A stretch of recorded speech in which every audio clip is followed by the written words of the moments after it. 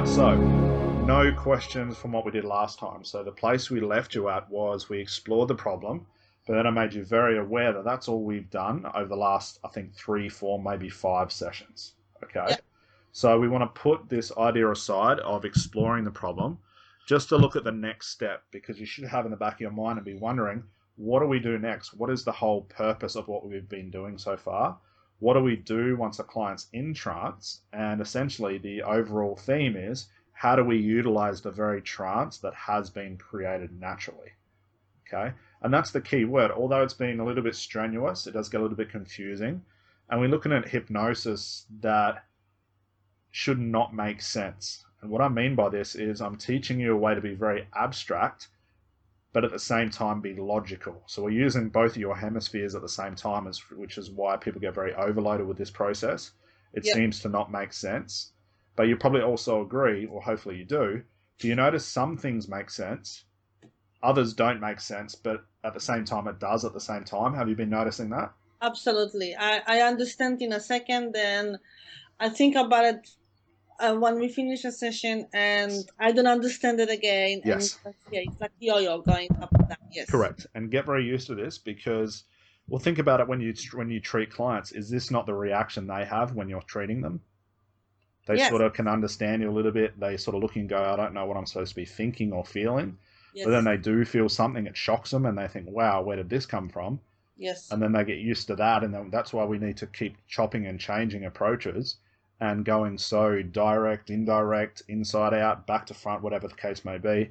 It's for that same process. Now, I'm teaching you a way to do hypnosis that logically and consciously cannot make sense. It is impossible. As soon as you become abstract, you need to be creative. Okay, so what I want to do today is move past the exploring of the problem. Now we're going to come back to it. Now let's look at what do we do next. Now the frame I'm going to set us in and the process I'm going to set us in, let's say for this entire session, we have a client sitting in front of us. Yeah. We can see just by exploring the problem, they're on the cusp of going into something. They're right on the cliff's edge, and all we'd have to do is just tap them slightly and they'd fall into trance. Okay? So Yes. the next part is we need to add something called process instructions. Okay? So process instruction is giving a client a clear direction for what to do next.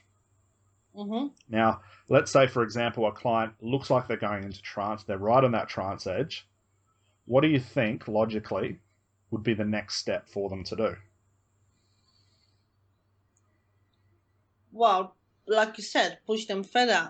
Exactly. We're going to push them into trance. Yeah. We're going to take them from the last bit of consciousness left and say, nope, go that way. Once we nudge them, then they go into that trance of infinite possibilities. They go to a place where they're going to find the resources, where we can do the therapy. Yeah. Okay? But realize as well, we've done something very ingenious. We have explored the problem and we've unstuck thinking. So by now, if we do a good enough job, even if a client reflects on the problem before they actually go into the quote unquote hypnotic trance, the problem will already be starting to change because we've unstuck the way they normally think about it. So essentially what we're doing is we're actually doing the therapy before we actually start the therapy. That's correct. Okay, we're clearing out all the rubbish. So when they go into trance, there's no negative thinking there. There's no roadblocks because it's all been taken care of.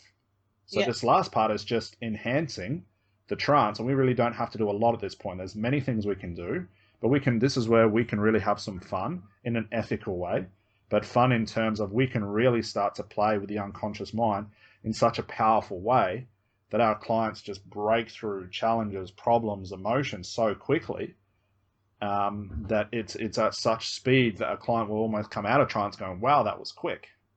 Mm-hmm. Okay. And the reason we can do this is because we've got rid of all the junk beforehand.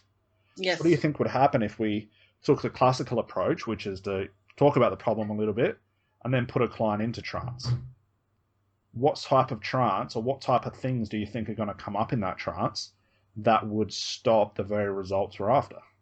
First of all, you can the client can have up reaction. Absolutely, because we haven't cleared away any of the emotion. Absolutely. What else? Well, the client can also come up with thousands other ways of how to make this problem bigger. Exactly. And if they're in trance, that's the last place we want them doing that. Yeah. And you'll tend to hear this from clients as when they come out of trance and you go, how do you feel? And they go, I feel worse. Yeah. It's Yeah. because you put them in a place and they brought all the baggage with them. Yeah. So what we've done is said, nope, put that baggage down, leave it there. Now let's go through the door of trance. We can come back to that afterwards. Mm-hmm. So do you Yeah. see the almost, we're doing this in a very strategic way, but almost doing things back to front. Okay. Enough, yes. Okay. But So in a good way, yes. yes. All right. So any questions from that so far? We've just laid down the intellectual properties of today's session. Any questions from that so far before we actually get into something? No. Okay. So let's look at process instructions. A process instruction, logically, or on a very basic level, is telling a client what to do next, which will be go into trance. Mm-hmm. Okay. Now there's many ways we can do this.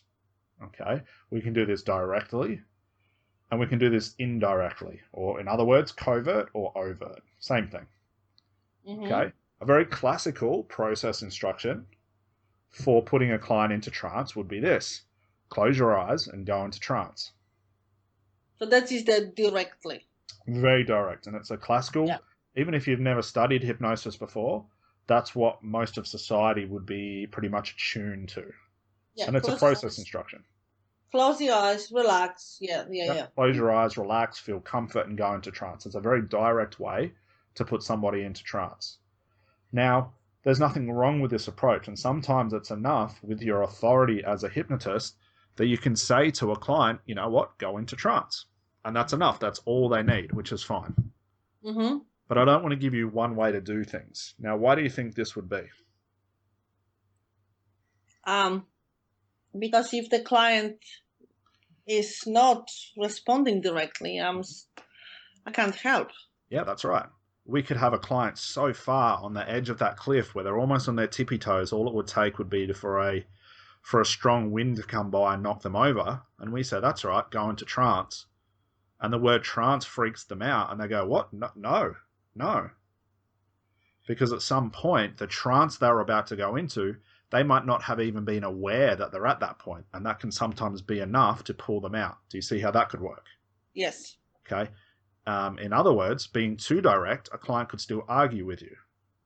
Yes. Okay. But sometimes it's enough where you can look at a client, you can see their eyes are almost rolling in the back of their head. They're almost saying in the back of their mind, oh my God, just let me go into this. And you're being a little bit cheeky and saying, not yet. Mm-hmm. Let's play with this a little bit more. And you can look at them and say, that's it.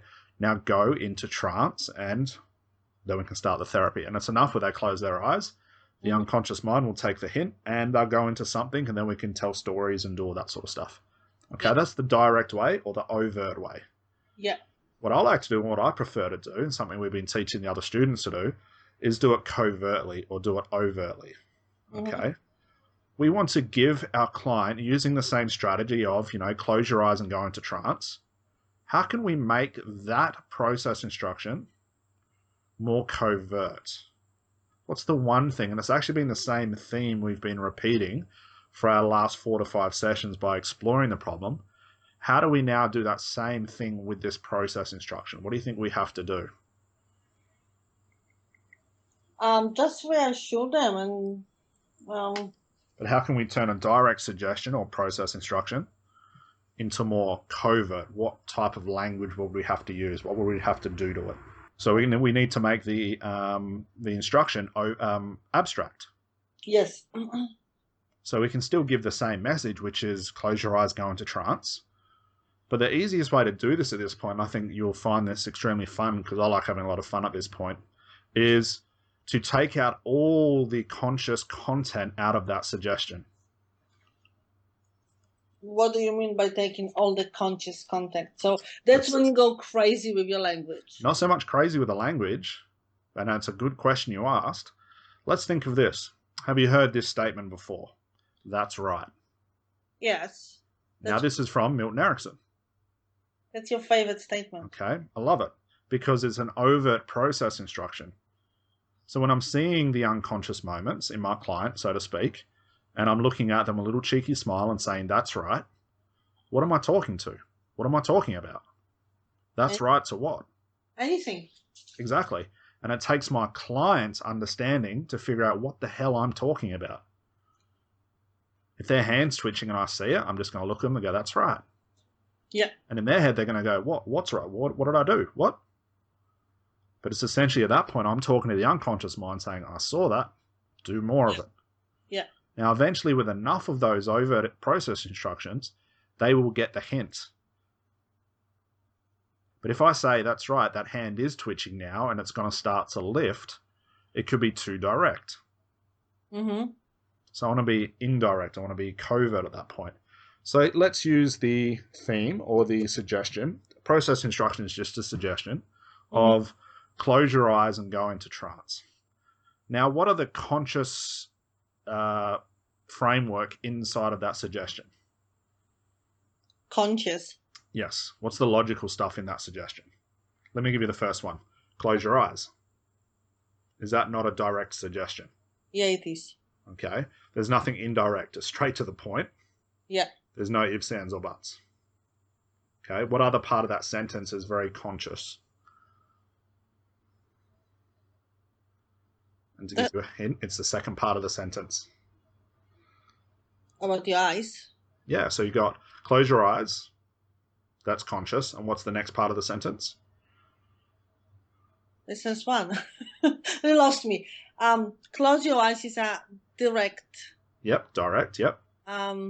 Just asking your client to close their eyes, and then you stay. And then if you keep going and saying about relax. Well, before that, let's say the whole sentence is, the whole process instruction is, close your eyes and go into trance. Yeah, go into trance. So that would be another direct suggestion, right? Yes. So the whole thing is conscious. Yes. So how can we have them move in that direction, but take out all the conscious content? This is where your abstract thinking comes in really perfectly. Okay. So let me give you what I mean. Let me give you the example, and hope we can have a discussion if you agree or don't agree, or if you're not too sure if that's the right way you would do it. Okay. So let's say we had yourself, you said to a client, close your eyes and go into trance. Mm-hmm. And then it was my turn to work with my client. I might just say, that's right, all the way.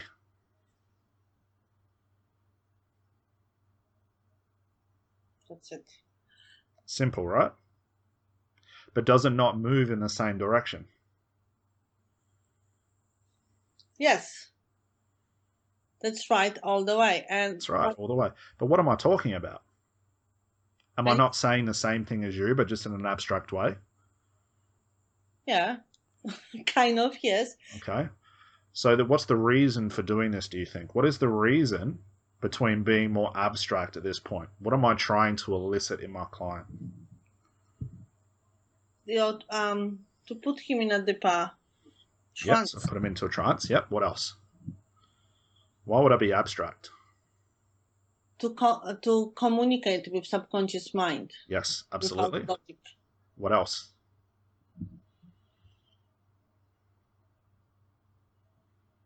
Because whatever you're saying, it has no limits. It's very open. Excellent. Beautiful. Really. Now we're getting there, so it's very open. It's limitless. Okay. And by being abstract, what does my client have to do to make sense of it? Nothing really. Okay. So if they're doing nothing with it, it probably means they're not paying attention to it. Oh, they just have to be in trance. And what will they have to do to make sense of the abstract process instruction? They need to be in trance. Yep, so that'll be where they'll end up. They don't necessarily have to be in trance to understand it. But they have to be relaxed, and they have to... They don't really have to close their eyes, because conversational hypnosis works both ways. Yep, so that'll be the end result. So that's the strategy we're going for.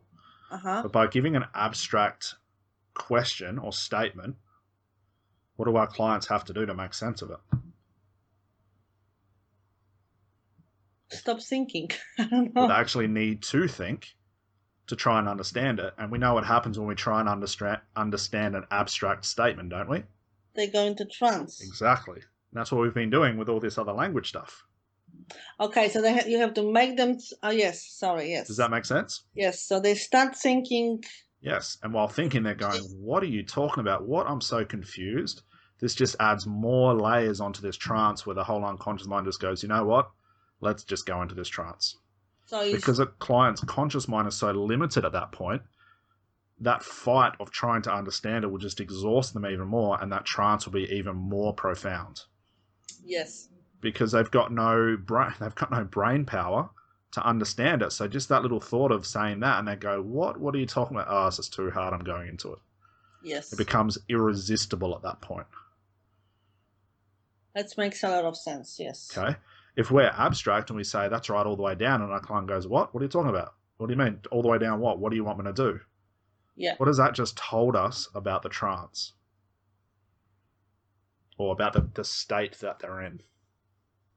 Well, they're not in trance yet. Yeah, they're not there yet. It's too early.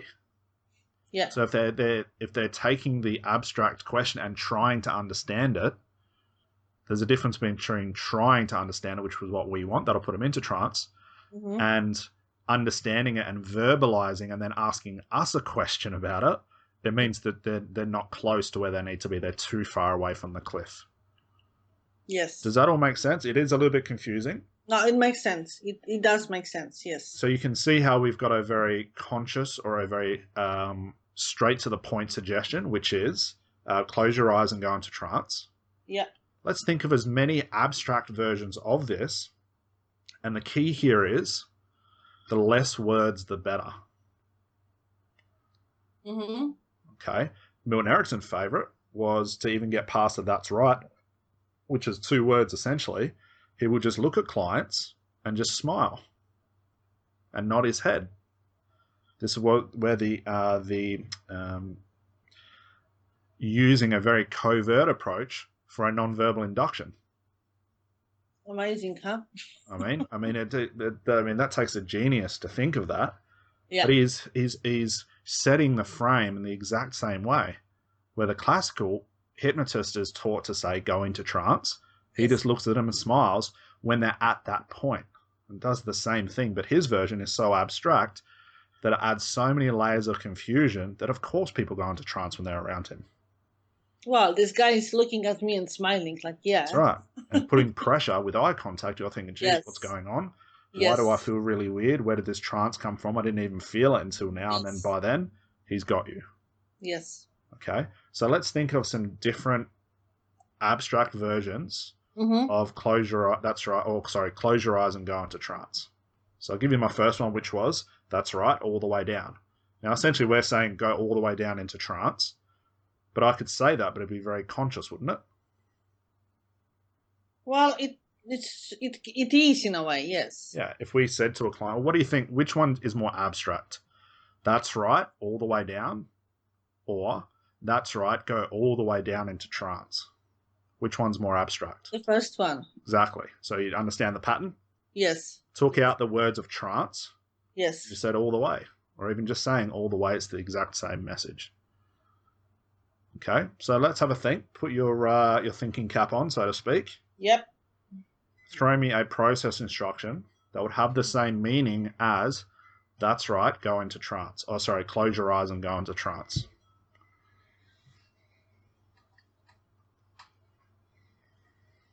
Oh, okay. Go there would be good. Excellent. Excellent. That's a brilliant one. Could you imagine looking at a client with a little cheeky smile and say, that's right, go there. Go there. There you go. Go there. And you'll be saying the words go there when you saw these unconscious moments, when you see them really start to blink. There you go. Just go there. And they're thinking, go there. Where? What are you talking about? Too late. They're in. Yeah. Brilliant. Write that one down. Brilliant. I did. Okay, that could be your Milton Erickson line. Okay. Wouldn't surprise me if I steal that at some point. I really like that one. Okay. Also, you haven't used it yet? I've not used it yet, and the word is yet. That's what I said. So let me give you another one from my tool bag. Could be, there you go. Yeah. It's very natural, easy, something easy to say. It rolls off the tongue. You see an unconscious moment, like a heavy shift in breathing, and then you say, that's it, there you go. And they're thinking, there I go, what did I do? There you go. That's it, there you go. And the whole time you're saying this at the same point of seeing these unconscious moments, could you see how much pressure you're putting on a client for them to try and figure out what the hell you're talking about? Yeah. Okay, so let's think of another one for yourself. What else?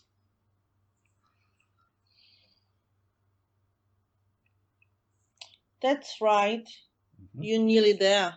Beautiful. Again, think about this. I'm glad you're picking this up. This is brilliant. Clients in there going, I'm nearly there where? What are you talking about? Nearly there where? And it's enough where you're putting pressure on them to think. Brilliant one. I really like that. Okay.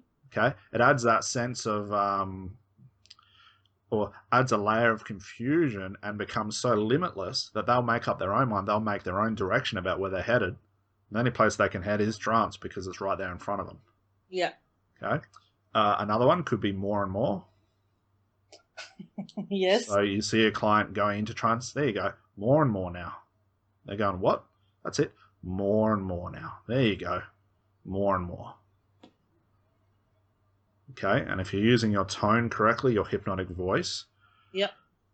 that should be sub-communicating a trance-like state or a relaxed type state. Okay. So again, let's get another one from yourself. I don't have any. Just think of one more, just so we've got a good list. There'll be something you can add to at another point. That's right. That way. Excellent. That's right, that way. And this is a very unique one. I like this because if a client's coming out of trance into more conscious, you could say, no, not that way, that way. Mm. And if you see them start going back into trance, that's it, that way. All the way that way now. Brilliant. Very good job. So you've got a good list in front of you. Yes, I do. Okay. So now is when do we do it and how do we create perfect timing? Okay. Now we have the list. This is the easy part. We need to think about delivery and timing. Now I've already taken the cat out of the bag, so to speak. And when is the perfect time to say something like that's right or more and more or that way? When is the perfect time to do this? Not essentially saying when they're about to go into trance, but at what point, what should you be seeing before you say these? All the visual signs that the client is going into trance. Yes. That at the edge of the cliff. Yes. But only after we discuss the issue, the problem, like you said, a little coaching before. So put the client in a different set of mind, a different way of thinking. So the blockages are gone. The client is nearly in the trance, and that's where you just push it further. Excellent. Beautiful. So that's exactly when it should be done. You do all the stuff beforehand, and as you see them about to fall off the cliff, we use that process instruction just to go, that's it, go that way instead. Off the cliff, there you go. Yeah. Okay. But think about this as well. Well, in addition to what you said, could these little sentences not be used throughout the whole interaction to reinforce the unconscious moments? Yeah, you could. Of course you could. Let's think of this. Let's say you ask a question like, so what's the problem? And of the first question, they go, well, or it's, and you can see them struggling to answer. This is where we could go, that's right, there you go. Do you see how strategic that could be? Yeah, I can see that. You're reinforcing the unconscious moment, aren't you? Yes. And that's the whole premise of our approach, especially just the way that I view hypnosis, is that any time you see an unconscious moment is to drop what you're doing and reinforce it. It just means the trance is happening already, which means they're already close to the cliff as it is. Yes, but then you need to take them out to actually discuss the problem, the issue. And that'll come already as you ask the next question. But let me ask you this. Okay. What's more important? And you might have to think about this. What's more important? The unconscious moment you're reinforcing or the next question you have for them?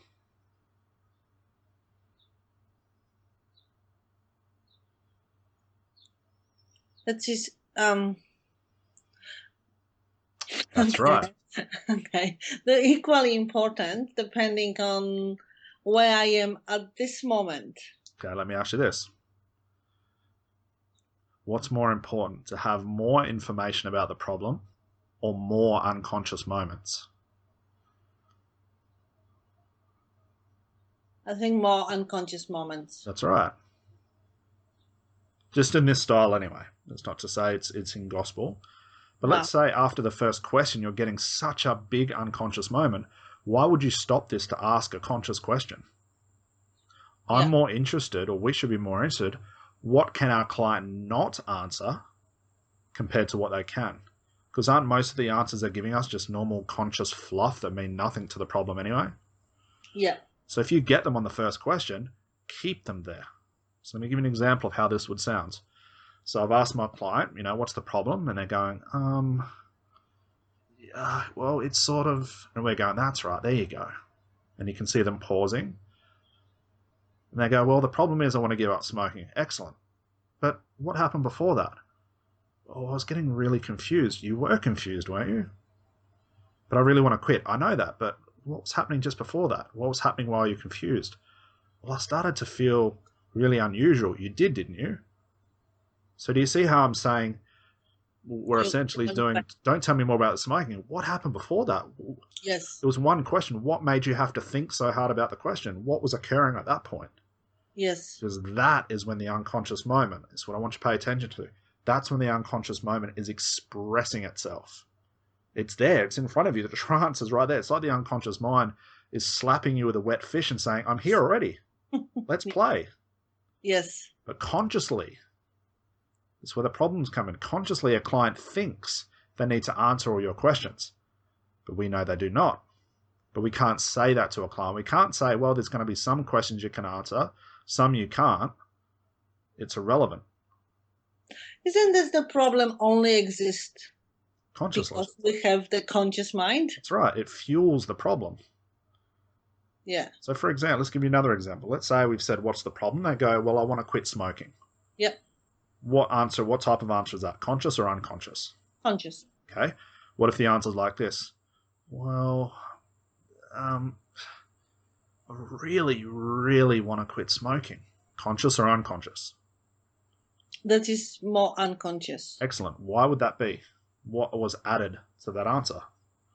Well, the repetition of really and the thinking process much longer and yeah. And there'll also be obviously the being in a role play a little bit harder to hear, but there'll be more emotion to it. Yes. So let's say, for example, we hear that, we don't pay attention to it, and we go, okay, so when and where do you smoke most? What have we essentially just said to the unconscious mind then by ignoring what just happened? That is not important. Yeah. Basically saying, you're not important. That wasn't good enough. Give me something better. And the way I look at it is if you do that enough to the unconscious, eventually it's going to turn around and go, well, I'm giving you all these clues. If you're not going to listen to me, I'm going to stop being a part of this session. That makes so much sense, Scott. I hope so. Like seriously, just wow, blew me away. And this all come from looking at Erickson. You look at Erickson, you read the transcripts, he doesn't say much. But then the whole Erickson movement thinks what he is saying is important when it's not. No. It's when he's saying it. Yes. You're not hearing the subtle cues of that's right or him nodding his head in a transcript. But if you watch him very carefully, as he sees an unconscious moment, he plays with it. He almost says, conscious mind, go away for a bit. I'm playing with this unconscious moment. Through nodding, through reinforcing, he'll start telling a story, he'll give it an analogy. Because he's playing that. He's stopping what he's doing consciously, which is normally to ask questions like, what is the problem? When do you feel it? How do you feel about it? Which is normal conscious questions, which are important. I don't want to dismiss that. But if you're through your first, second, third, fourth, eighth question, as soon as you see that unconscious moment, we want to play with it. And giving it a process instruction is one of the easiest ways, which is a that's right, or there you go, or what was that, or more and more. Do you see how it's got a robust versatility during the session, but also at the point where they're going into trance? That's genius. Okay, so hopefully that makes sense. It makes a lot of sense. This is the utilization principle at its complete. Now, when I've said to you guys before, and I've said to the students, and because it was said to me often enough, utilize everything. I mean everything. Even if it's a small window of thinking, use it. Because I'm more interested in what happened in that split second of thinking compared to the answer. I don't care about the answer for now. I'm thinking, what happened before that?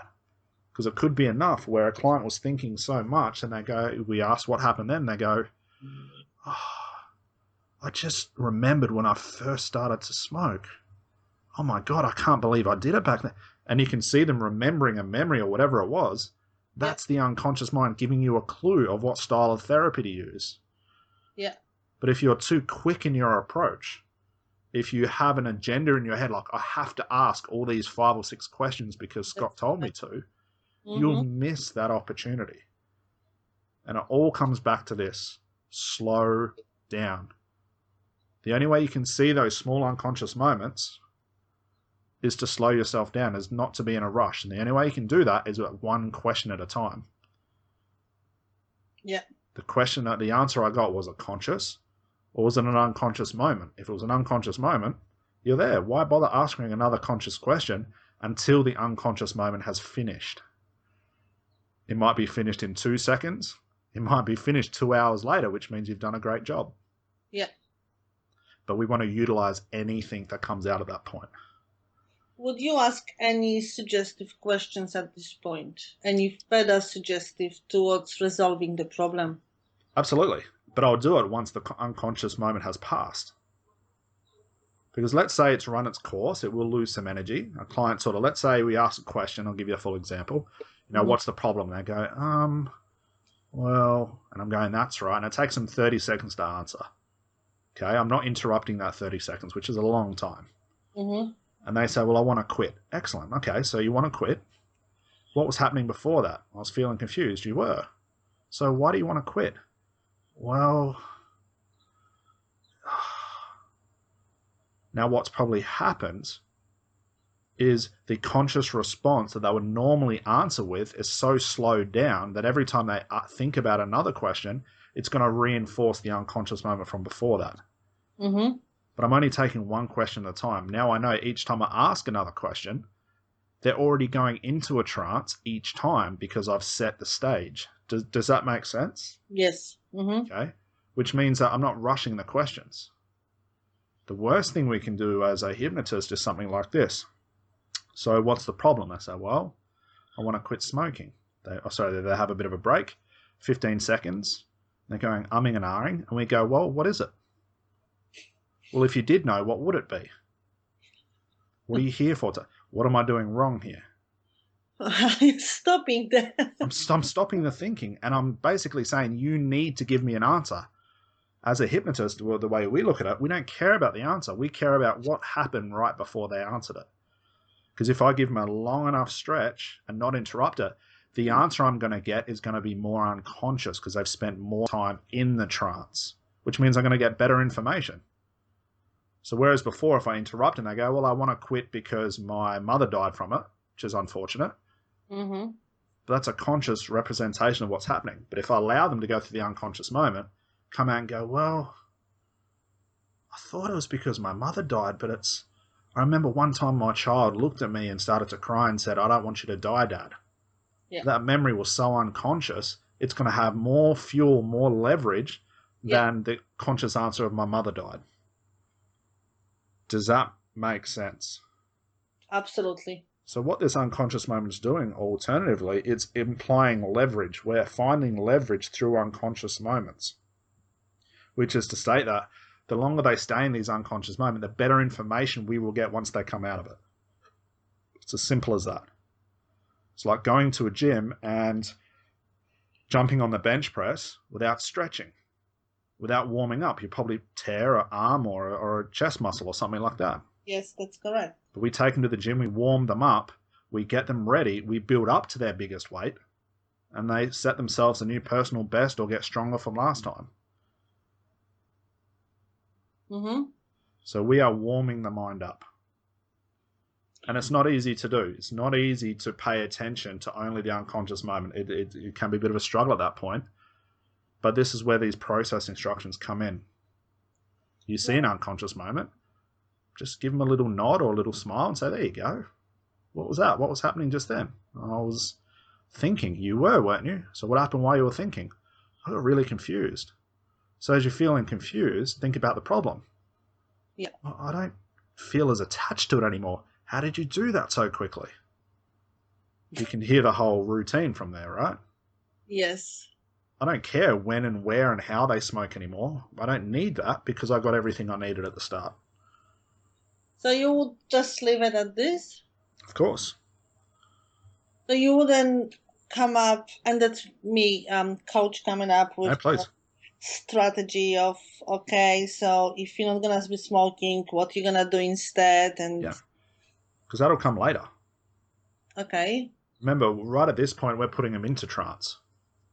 okay, All the resources will come out when they've actually gone into the quote-unquote proper okay. trance. When we pull them out, that's when we'll find out what they want to do next. So when they go into trance, now a client goes into trance Yes. for 15 minutes Yes. this stage. Yes. So when the client comes out, I would Yes. ask, so what happened? Excellent. What happened? How do you feel about the problem right now? Yeah. Okay, so let's have a chat about that. How do you feel about the problem right now? And they sit there and think and go, well, yeah, it feels a little bit distant right now. So what's the resource they found by being in that 15-minute trance? Whatever was it, They found something. The problem is not as big as it has been before. Excellent. And is that not a good start? Yeah, it is. So what do we do with this next? We just keep running through the same routine until the problem's dissolved itself. So let's say, for example, they've come out and said, I don't feel as attached to it anymore. How do you know? Well, it seems very distant. It does seem very distant. So as you have that sense of feeling distant, think about quitting. What happens? Well, I feel I can do it. How do you know? I can just feel, and you can hear the routine. I'm just utilizing their answer, and I'm running through the same routine again. Now, at some point, I may hit a roadblock, and they go, well, I feel like I could quit, but... Yep. And we say, well, what's happening right now with the but? And you start asking that. And again, just from exploring the but, we'll put them probably back into trance. So you could have a client popping in and out of trance, 15 minutes here, 1 minute there, 10 minutes there, 2 hours at the end, 30 seconds here, in and out of trance so much, because each time they go in, the unconscious mind is adding another resource. So this is definitely not to look at this as a classical, like close your eyes for an hour and then come out. No. They're going to be in and out of it. Sometimes they'll stay in it so much. But remember, we haven't even looked at while they're in. Next time we chat, we're going to look at, what strategies can we use once they're in. This is where telling stories, Yes. analogies, and all these sorts of things Yes. that will lead them towards all the resources they need. Right now, we're just looking at the process of getting them there. Yes, that's correct. Now, we've talked about 3 or 4 possibilities. But each time, if you're noticing, each time we talk about trance, does trance seem to take a new shape? It always seems different, doesn't it? Yes. But what's the one thing that remains the same?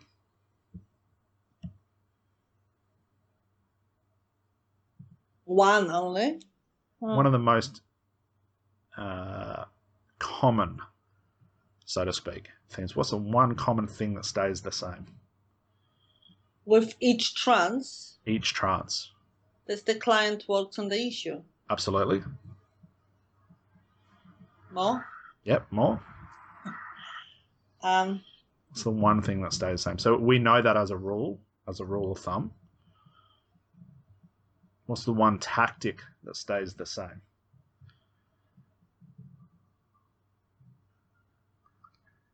It's No. 2 words. 2 words, okay. That will be... First word starts with a U. Second word starts with an M for Mary. UM. UM, 2 words. Utilize? Oh, 2 words. First word starts with a U, second word starts with an M. It's the same thing that has been present no matter what we do as a strategy. Unconscious mind, yes. Unconscious moments will make that. Moments, yes. Unconscious moments. That's correct. Does yes. not matter whether you take them through a whole blitz of hypnosis, you're still looking for unconscious moments. Now we know what to do with them at any point through your interaction, whether it's the middle, the start, 2 minutes in, 5 minutes in, 3 hours in. As soon as you see an unconscious moment, stop what you're doing and interact with it. That's Okay. the equation. How do you, I don't know, we have this conversation before of beginning. Yes. At the beginning, when you do a Skype session with a client. Yes. And at this moment, it's only verbal, like no visual, you're Sure. far away, obviously. So it's only verbal clues. What else can it be behind it that can indicate it's this unconscious moment? So how can you recognize it? Yes. Same thing. The thinking. The long process between answering your questions. That's an unconscious moment. You hear it in the tone. You hear the energy of the way people speak when they're either going into it or they're expressing an idea with an unconscious moment attached to it. You'll probably always hear an unconscious moment before you see it. That's what makes them so easy to work with. Okay, so before you actually see the blinking of the eyes, and you'll hear it. Some floppiness of the head or whatever, something, the shoulder down. So before you see this, you can hear. Yeah. How often have you heard this with clients? You'll be asking them some questions and they do this. You hear the breath. Yeah. That's an unconscious shift. Okay. So it's just things you need to listen out for. You'll be quite surprised how easy they are to hear, because more than likely, if you saw them, you were alerted to what they sounded like before you actually saw it. I need to pay attention. That's right. You really need to pay attention. And this is where the script-based therapy cannot work. Because if you're so busy reading what's in front of you, you're missing out on everything in front of you. And, you could even make the argument, well, I'll hear it. How often have you read a book before and lost all sounds around you? All the time. You don't realize your mobile phone's been ringing, or you don't realize someone's been talking to you and they're going, "Oi, listen to me." And you're like, what? How long have you been standing there? Yeah. Because you were so engrossed, and that's what will happen from the script. Yeah, because you're busy reading script. You're not really paying attention to your client. That's it. So the way we're looking at it now is we're creating these unconscious moments through what we've done the last 5 sessions, which was exploring the problem. We learned how to create them. But now we've just shown you a way. Hey, if you wait long enough and be patient, there's natural ones that occur just from the very means of talking to somebody. Now, it seems a little bit unusual that we're going to sit there and go, that's right, when you see thinking or you see it can be unusual. It takes a little bit of time to get used to, but that's the whole purpose. It's supposed to be unusual.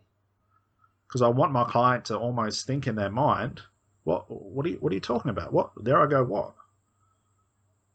Because as they're thinking, more unconscious moments are being created. So this is what I mean about hypnosis has to be unusual. It needs to be a little bit off topic or a little bit out of the ordinary, because that's the frame that we're setting. That makes a lot of sense. But what happens if a client comes out of one little trance? Yes. With the but at the end, and then you ask, like you mentioned before, to ask, yes, what's that all about? And the client have bad reaction or something. How would you deal with it? So are you talking about an abreaction, or are you talking about they just had a negative thought? Negative thoughts, yeah. It's still an unconscious moment, isn't it? Yes, it is. But do you want to go there? Do you want to really... Absolutely, why not? As long as you can monitor, it doesn't go too far left field. If a client, we say to a client, why do you want to quit? And they have a negative thought and they come back. So what happened there? Well, I cannot believe I did that. And they start getting really angry. Yeah. Treat it the same. But I'm not going to treat it and be angry with them. I'm going to treat it and verbalize my responses in a playful sort of way to almost say, it's okay. We're good. This is important. Okay. Okay. So I don't want to dismiss negative emotions. Why would we? They're all the same thing. You just don't want to play with it too much that it does become a big abreaction. Well, I don't want to go into abstraction, and Yeah, I don't want to create more yeah. problem, bigger problem. Well, who says that a client cannot have a negative emotion and have something positive come out of it? Don't we live our lives that way? We do, don't we? Some of us, yeah. How often have we had something negative happen in our life, reflect back and go, wow, that changed me as a person. I'm a better person for it. It's probably most likely every time. Yeah. Yes. Mm-hmm. Just because we're doing therapy, and this could be almost the coaching mentality, it doesn't have to be positive. It cannot be mean. I do not want it to be mean. I do not want it to be hurtful. But I No. need to push my client enough that some negative, I expect negative to come out, because if it wasn't negative, they would have fixed it themselves. So okay, if you, I just want to see. I totally get that. Like I really do. Yep. Like, it makes so much sense. I'm excited actually. Yes. I've got just this issue with this bat. Yes. So I'll give you a scenario now. Please. I want to quit smoking, and yes, I have a couple of moments where we already went through few things, and now I'm coming with, but what if I, what if I get fatter than I am because I don't smoke anymore? How do you know you will? Because everybody else does. Ah, interesting. Everybody. Okay. Yeah, I got it. So is it more that it's everybody, or is it just in some cases? In some cases. So are you a part of those some cases, or are you more the opposite? I wish not to be part. Yeah. So all we're doing at this point is just playing around with the answer. Playing around, taking me away from the the focus. Yeah. Now, well, I could agree and say, you know what, some smokers do put on weight, but some don't. Yeah. That's a logical way to explain what I mean. So you would say that actually, or not? No, I wouldn't say the logical. Why would I? Because No. then I'm agreeing with them. Because you didn't say anything really. You just said, "How do you know?" That's it. How could you know that? Yeah. And you got it. We got a little. You'll hear it on the audio. You got an unconscious moment right before you said, or in some cases, which is giving me more information of the mindset you actually have and not what you're telling me. Okay. So that would be one way. That's just one way. Yeah. I just see. I work with people with weight Yes, loss, and they have million different reasons why of course. they have weight on, and Yes, yeah, smoking is part of it. A lot of people with weight smoke, so yes. it's like a dual problem. That's So right. I'm either dealing with smoking or I'm dealing with weight loss, but Yes. But we know as well, you know, that can be the case, but nothing's 100%. no, So no, we know that. So we just have to question that. But we can't agree with them logically and say, yes, well, some clients will put on weight, some of my clients don't. Because yeah, now I've put myself in a position that I can't back out of. I've locked myself into a position that I agree with you. yes, and at the same time, the client, I can say, well, I don't want to be those clients, so maybe I'm in the wrong place. That's it. So just by questioning the answer and just saying, well, how do you know? Or how do you get to that point? Well, I've had some friends that have quit and put on weight. So only some. What did the rest do? Well, they didn't. So I don't understand. What's the problem? And now clients can sit there and go, well, because they've given me the answer. I know where the stuck thinking is. Does that make sense? Yes, yes, yes, And yes. it comes out very quickly. Well, people think quickly, so yeah, it's gonna Correct. come up quickly. Yes. And if you get enough of those and stop agreeing with the answer or thinking that, oh, you know, sorry, yeah, I've had that some case with clients before, and you start to agree with them internally, Lost it them. gets very, very hard. It get not only hard. I lost them. I lost the trust instantly. Exactly. So all we need to think of our head is, how the hell does a client get to that point? How can you believe that? Yes. Okay, Just a couple of questions, and please. does this no? What you, I'm just summing that up. That's Oh, yes, a yes. couple of questions, and instantly, even my way of thinking changed. Like, yeah, how do Yeah. I? So how has it changed? What's different about it? And there we go again. Yeah.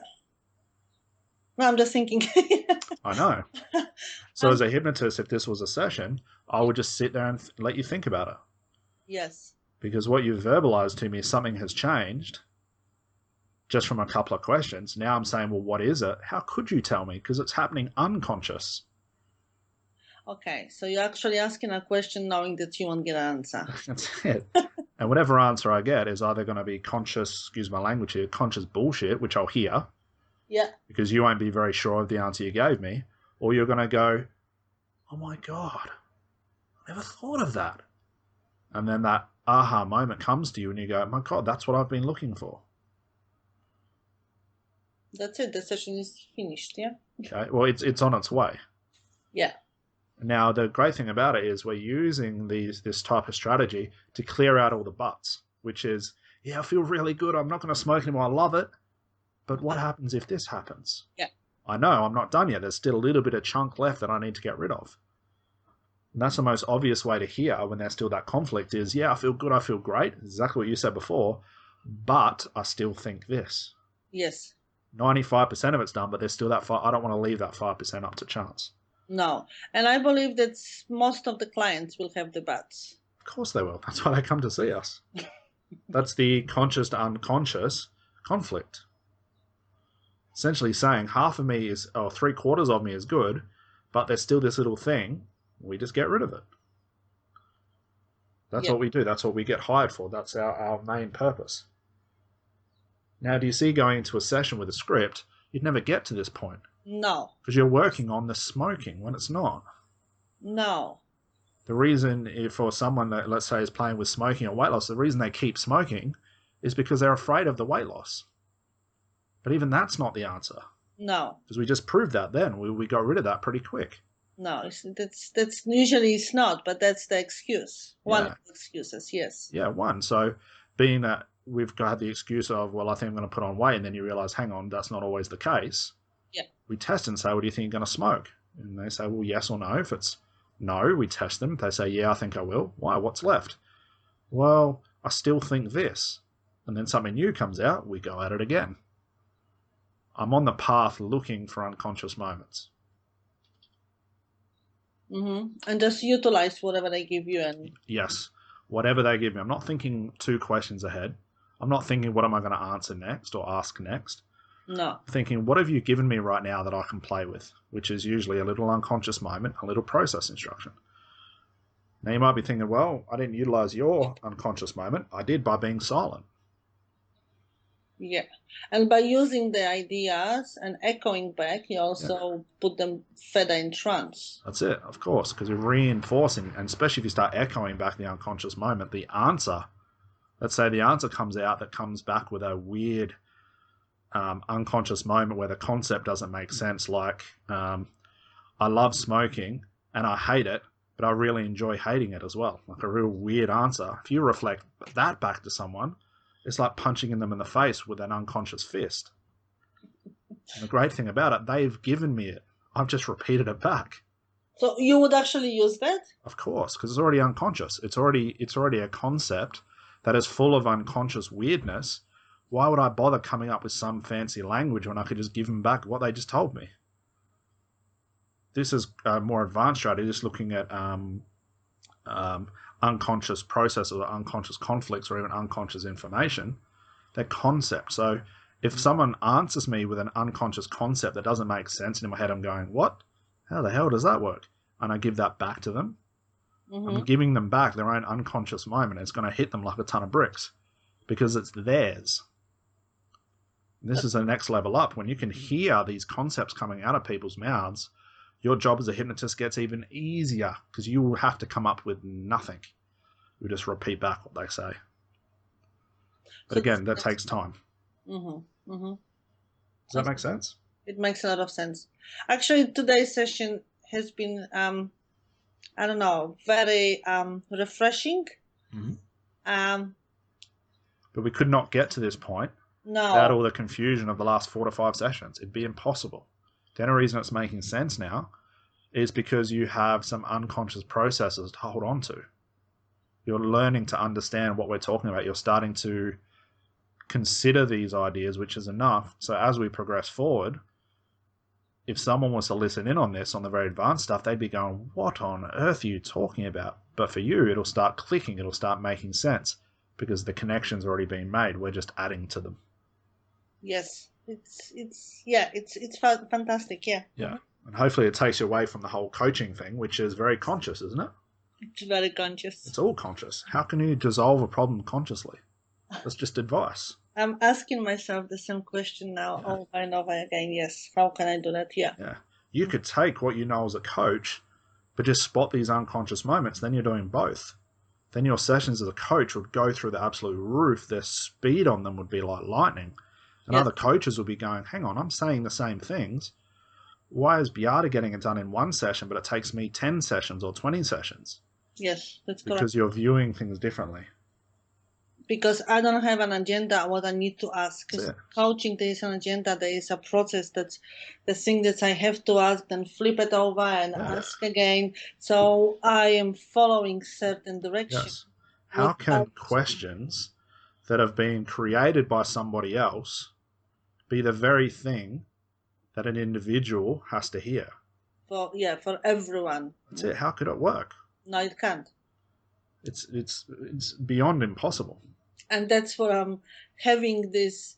Maybe that's why it has been challenging, because I'm having those moments where I'm thinking, okay, coaching goes here, NLP goes here, and this is something different. So I need to find my way. But today is just like, wow, this is so freaking easy. Yeah.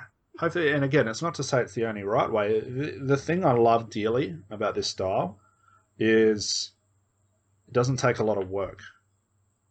I don't have to put a lot into it as far as doing this style of session. And it's very freeing. It's so natural. It's just conversational. And the fact that I don't have to put a lot of effort into it, I just have to do more listening, means I'm not going to be exhausted by the end of the session. No, and that's why you don't need to get prepared for it. That's right. How can you prepare for something when you have no idea what your client's going to answer? Yeah, that's correct. That's the thing that throws me about scripts, is to say that you're going to write a script when you have no idea what your client's going to say. The argument come across, well, I find out all that on the telephone. Well, that's then. I want to know what's happening between the telephone call and now, because the problem could already be resolved, which means I'm done. Mm-hmm. Again, it's just maybe the way my mind goes into it, but it's just so freeing than ever having to think, what do I need to say next? You just wait for a response and you come up with a question around the response. That's the equation. Yeah. Would you sometimes, and I'm jumping now. No, please. Would you sometimes be more direct to a client during the hypnosis when the client is already in trance and then comes out? Would you be direct now, close your eyes again, or not? It's not that I would be. It just means I can if I wanted to. I love staying ambiguous and indirect all the time. Okay. Because I want my client to make connections unconsciously with why the hell I'm telling that type of story. You know, if a client comes in for smoking, why am I talking about Goldilocks and the Three Bears? Yeah. Or why am I telling an analogy about how a bird learns how to fly? Or something like that. Well, you would prefer to be them, subconscious at this point. Yeah, I want them doing the work. I want the unconscious to engage with what I'm talking about. Now, a lot of people think hypnosis is like this. You put them into trance and then you can say, quit smoking. Go ahead, just quit smoking. And they almost say install. It doesn't work like that. But, a lot of people do. Of course they do. That's a lot of, I would say up to 90% of the way people are taught. That's what they think. You get into a trance and then you've got total mind control over somebody. You don't. And this is where stories and hypnotic analogies and things work so brilliantly, because you can essentially, and I laugh at this, you can essentially tell a story about anything, and because the unconscious mind is so engaged in the trance, it will connect to the story and make it seem like that's the story it needed to quit or overcome something. Yeah. That's the great thing, and it's a lot of fun. You can't just put a client into trance and go, okay, that's it, problem's gone now. Don't think about smoking, get rid of the taste, get rid of this. It doesn't work like that. If it was, hypnosis would be banned. Because it's total mind control, isn't it? Mind control, yeah. It doesn't work like that. And it's unfortunate. A lot of students, a lot of trainings are like that. Yeah. We just know something a little bit different. or a lot different. Who knows? No, that makes a lot of sense. That is fantastic. Yes, Very glad. I learned so much today. I'm glad. And again, it's only from what we've done before. That's all it is. It's like all of it got together into one, Yes. and just kind of made sense. Kind of. Right? Yeah, it's just practicing now. Yes. Of course. So any questions?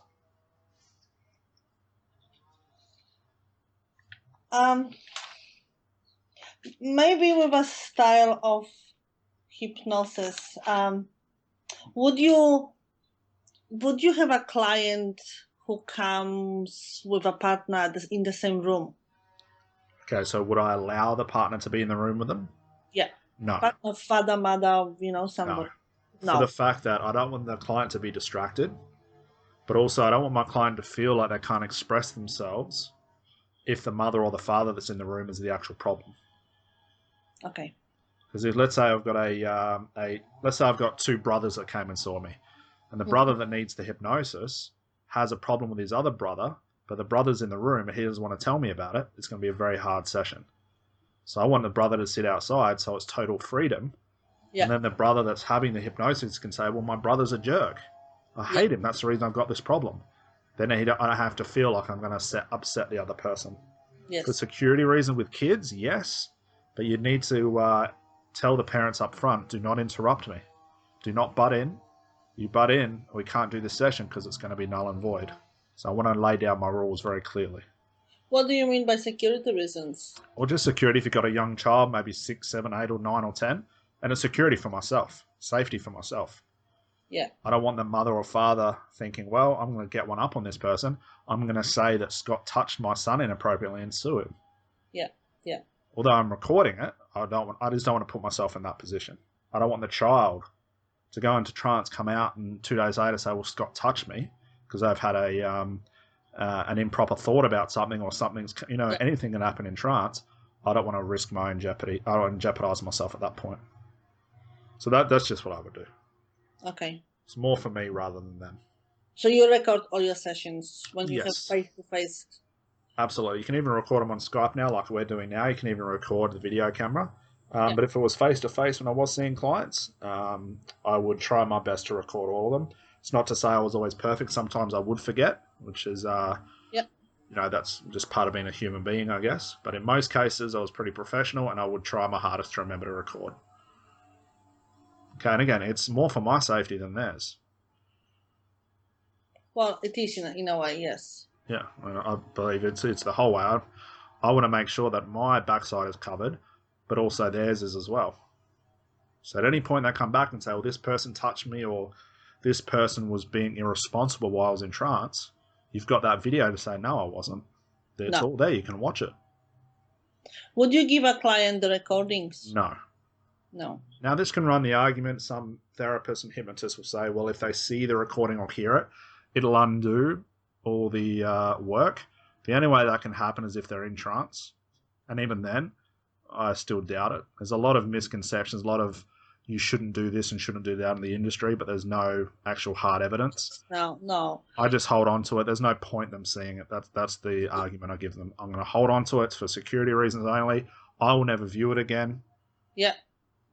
That's just how you don't get a copy. If a client pleads and pleads and pleads and pleads, tell them, look, if that's your only concern about this whole session, we're not going to go ahead. Okay, so you have this conversation before. Absolutely. And 9 times out of 10, especially the hypnosis clients you work with, are just brilliant.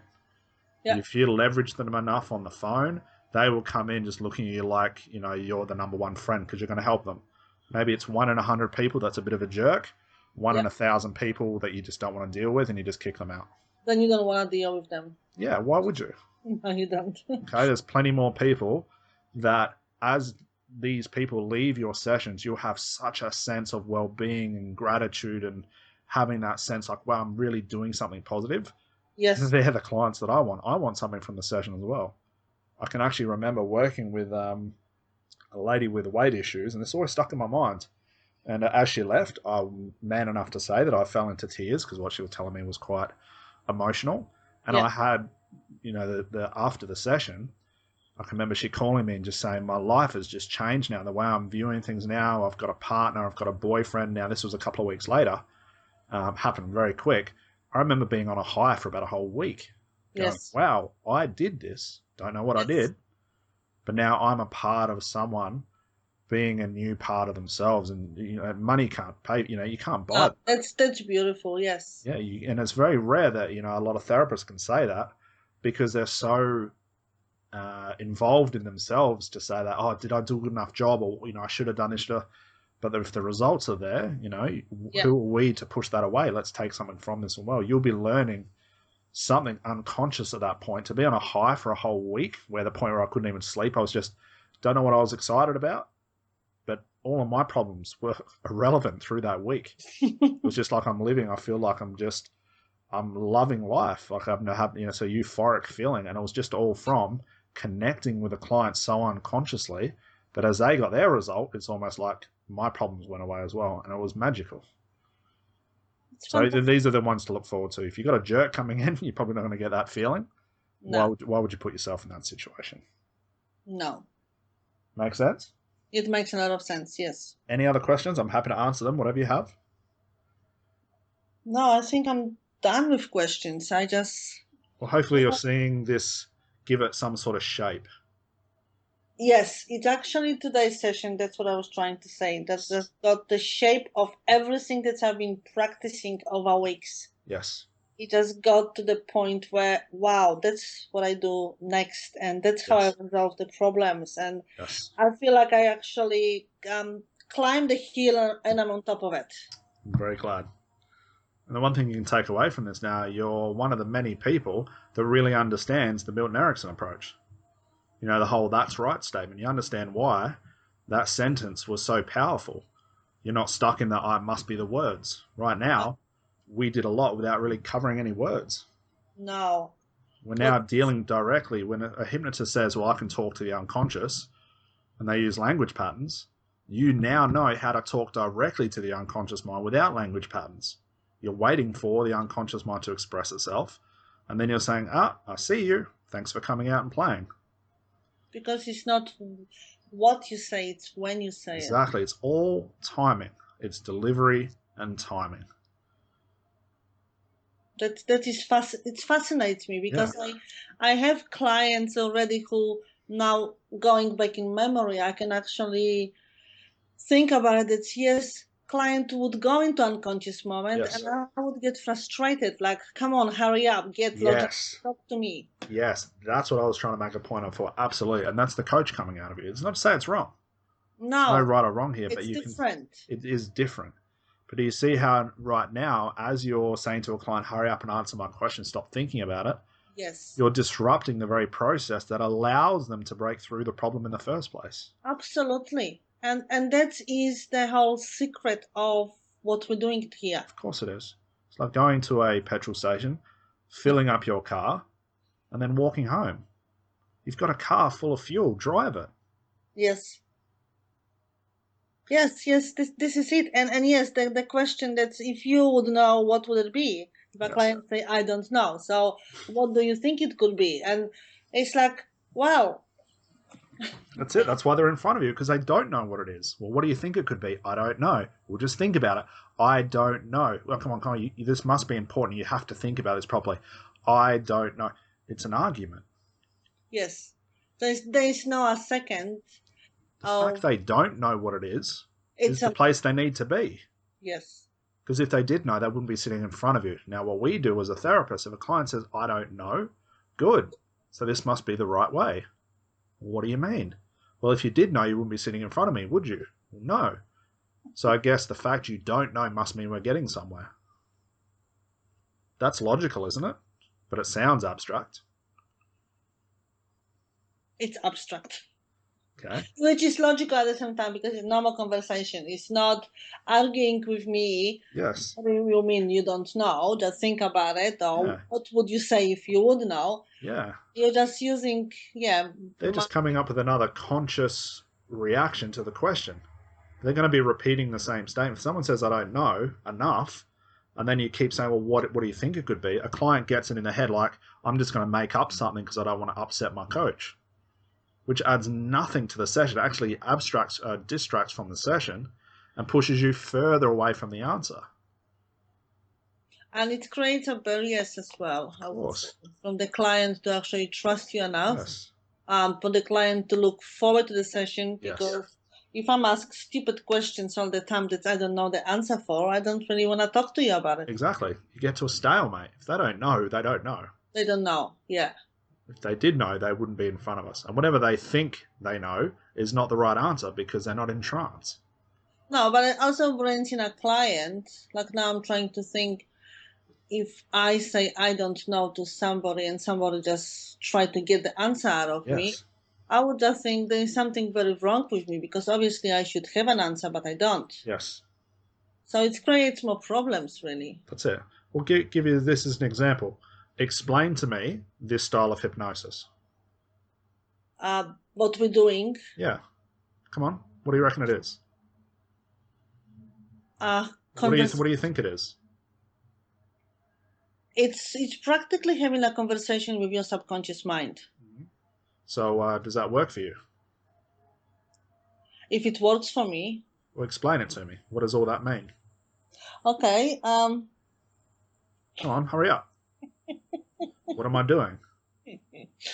I can't explain you like That's it. And if I keep going, hurry up and answer me. Come on, you have to answer. You're going to go, oh my God, shut up. I'm trying to answer you. Yes. But as a hypnotist, we could ask, what's his style of hypnosis? And you go, well, that's probably it right there, isn't it? Well, yeah, it is. Yes. Because they don't know.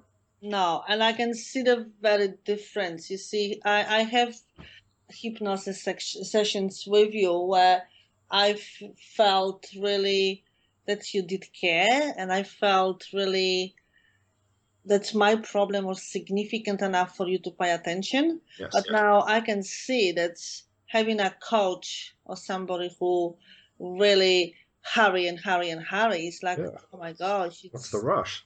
Yeah, that's my problem, and that's important to me. And you want to go somewhere with it, and I don't know where you're going, and asking these weird questions. Yes. Yeah, I can see the difference. Yeah, and it all comes down from that. The coaching style is that the hope that if you get an answer, that it's going to break through the barriers. You're going to push a client to the point where they just go, I just want to do it. I'm excited. I'm this, I'm that. That only lasts for an hour or so. If you've ever been to a self-development seminar, they hype you up, they get you excited, and you think, yes, this is the day I'm going to do it. Very few, after a couple of days, still feel that energy, and they're stuck on the problem. Yes. What we do is we go backwards. We say, well, let's clear out all the crap, so when you do get excited, nothing interrupts that. No.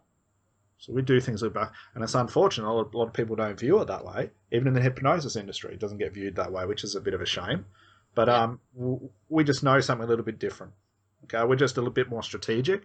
It's not to say we're not doing the right things all the time. We're just a little bit more strategic. We're a little bit more casual, and it's more fun for you and your client, I think. It sounds like fun. Yes. It does sound like fun. So any other questions? No, I'm done. Brilliant. All right, so next time we catch up is we're going to do the next thing, which will be what do we do after this process instruction? And now I want to turn on to some hypnotic stories. Would you be happy with that? Yep. So we'll get into, we'll look at Ericksonian learning strategies. We'll look at how can we use analogies, similes, stories. We're essentially going to move away from this style and get into storytelling, although it's all a part of it. Well, but that's going to be a whole session. It'll be a couple of sessions to learn how to do storytelling. Yeah, but what I'm saying, that's with a client. Yes. That could be the whole session. So you working on the problem, asking a few questions, spotting unconscious moments, putting client into trance, and just reinforce the idea that's right all the way there. Yes. Yep, that's it. All the way there. Yep. The client is in trance, in and out, and that's when you say a story when the client is under hypnosis. And there'll be a point where they go so deep they don't come out anymore. Now, I don't want to, for people listening home, don't get afraid of that. What I mean is, might go into trance, pop out, into trance, stay in longer, pop out, into trance, stay in really long, and they won't pop out until you pull them out. And it's at that point, you might have half an hour left on the clock, and you go, great, I'm going to tell a story about how bears stand in the water and catch fish. Yeah. And it's so much fun. You get so creative. And this story starts to highlight resources. It starts to push a client inside this trance to a direction of happiness, positivity, overcoming things, because we're going to set up a story ahead of time to tell our client that assumes all of that. It's not a story about how people get murdered and how bad the world is and the war on terror and all that, because what type of frame is that? Scary trance. Yes. I Yes. want Yes. positive trance about how a bear catches salmon going upstream and how good it feels about catching salmon and how it can Yes. um, quench its hunger and it can hibernate at nighttime with a full stomach feeling good about itself. It's all just positive themes, but we do it Yes. through means of a story. That's where we're going to go next. Beautiful. Okay, so we'll Yeah. we'll catch up in this time next week. Yep. Oh, Excellent. can we do Tuesday? Next week I'm working on Yes, Wednesday, that's but fine. Not a on problem at all. Tuesday. Not a problem.